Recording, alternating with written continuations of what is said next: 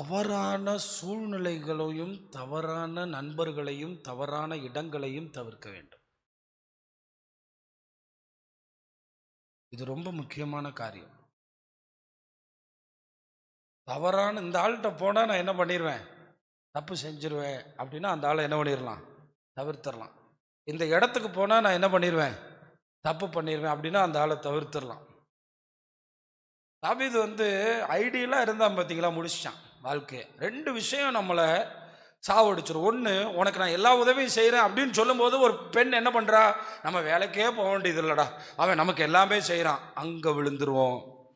அந்த டிபெண்ட்டுக்குள்ளே போயிடக்கூடாது. இது தவறான நபர். நாமும் உழைக்க வேண்டும், நாமும் ஓட வேண்டும், நாமும் பிரயாசப்பட வேண்டும். எவனும் நம்மை காப்பாற்ற முடியாது. இந்த நோக்கத்தோடு தான் நம்ம நிற்கணும். ரெண்டாவது, சோம்பல். இதுவும் ரொம்ப பெரிய பிரச்சனை.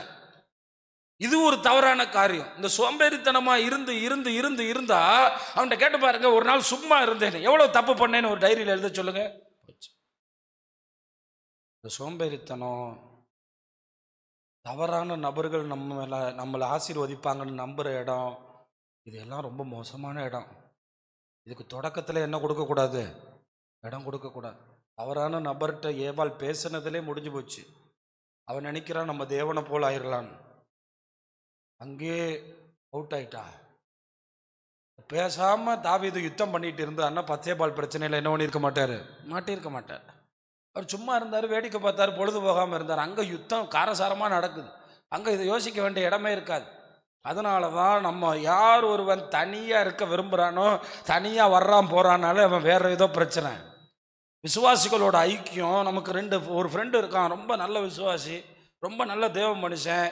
அவன் நம்மளை பார்க்குறான், நம்ம தப்பை பார்க்குறான்னா கண்டிப்பாக அவன் நமக்கு ஒரு வேலையாக இருப்பான். அதனால இந்த பாவம் செய்கிறவங்க ஒட்ட மாட்டாங்க. நம்ம தனியாக வருவோம், நாளை பின்ன மாட்டிக்கிட்டோம்னா தனியாகவே போவோம், தனியாகவே வருவோம். நமக்கு இந்த தேவ பிள்ளைகளுடைய பெரிய பிரசன்னம் கூட இருக்கிறாங்க பார்த்தீங்களா, அது ரொம்ப பெரிய ஆசீர்வாதம். நான் சொல்கிறேனே, தானியேல் மட்டும் இல்லைன்னா அவங்க 3 பேரும் அப்பே செத்து போயிருப்பாங்க.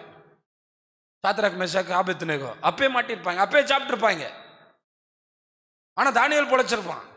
தானியேல் தான் முதல்ல இவங்க 3 பேரை முதல்ல பிடிச்சிக்கிட்டான். 2வது தடவை ஜோம் பண்ணுறதுக்கு அவங்கள சேர்த்துக்கிட்டான். அந்த ஃப்ரெண்ட்ஷிப் அவங்க 3 பேரை காப்பாற்றிருச்சு. நாளைக்கு தானியேல் இல்லாத சூழ்நிலையில் கூட அவங்க நின்றுட்டாங்க. இது ரொம்ப கவனிக்கணும். உண்மையிலே ஆவிக்குரிய வாழ்க்கையில் இந்த சரியான நபர்கள் நம்மளை நல்லபடியாக இழுத்துட்டு போயிடுவாங்க. எங்கள் அப்பாவுடைய வாழ்க்கையில் நிறைய வீழ்ச்சி வந்தப்போ அவர் தலை குனிஞ்சு போய் ஆண்டவரை விட்டுட்டு போகாதபடிக்கு பிடிச்சி இழுத்தது இந்த இடத்த வாங்கின ஆனந்தன் பாஸ்டர். அது ஒரு நல்ல நட்பு. அவர் மரணத்துக்கெல்லாம் பின்னாடி எங்கிட்ட நிறைய விஷயங்களை எங்கிட்ட பகிர்ந்துக்கிட்டார். அவருடைய குடும்ப சூழ்நிலையில் அவரால் நிற்க முடியாத சூழ்நிலை தனிமையில் ஊரில் பல பிரச்சனைகள் வந்தப்போ ஓடி போய் நிப்பாட்டி ஊரில் இருக்கிறவங்கெல்லாம் இவர் திட்டினாங்களாம். எங்கள் அப்பாவுடைய அம்மா மண்ணள்ளி போட்டு வீடு வர போய் சாபம் போட்டுச்சான், நீ தான் அவனை கெடுத்துட்ட ஏசு ஏசுன்னு சொல்லி அப்படின்னு. ஒரு கல்யாணத்தை பார்த்து வச்சுட்டாங்க.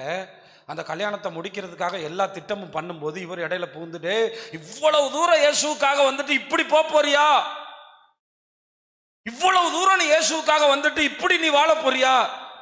அப்ப அந்த நட்பு நம்மளை என்ன பண்ணுது, காப்பாத்துது. நல்ல வேலை பாருங்க, அது எவ்வளவு பெரிய பெரிய காப்பாத்துதலை உண்டாக்குது, பெரிய ஆசீர்வாதத்தை உண்டாக்குது. எனக்கு என்னன்னா, நம்ம சபையில் 2 பசங்க ஒன்று சேர்ந்தா இவன் என்ன செய்வான்னு பயமா இருக்கு.